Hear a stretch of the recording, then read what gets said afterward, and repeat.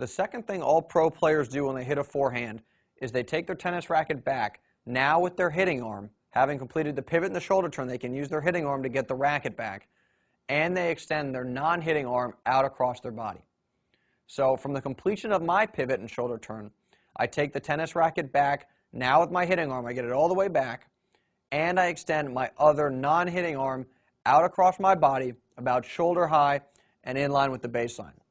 From the front perspective, from the completion of the pivot and the shoulder turn, racket comes back, and other arm again extends out across the body. And my other arm, when I extend it out, that's going to help me both judge the oncoming tennis ball, and it's going to help me stay balanced. We've got Oliver Ackley on the FYB TV screen. Oliver is the former #1 player from Togo. He played Davis Cup, and he's a current high-performance coach at the Tennis Center at College Park.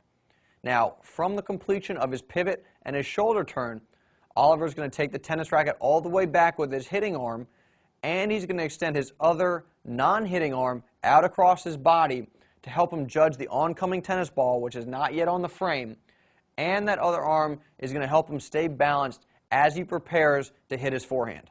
Finally, let's go to Marat Safin at the completion of his pivot and his shoulder turn, and that's the first picture here. He's pivoted with his outside foot, turned his shoulder sideways, and the racket is starting to come back because his shoulders are turning sideways.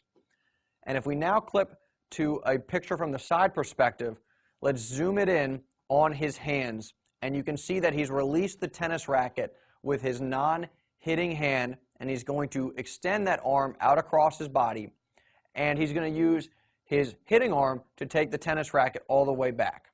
And if we clip to the front perspective again, this is him at the completion of his preparation. He's got his other non-hitting arm extended out across his body in line with the baseline, and he's got the tennis racket all the way back behind him.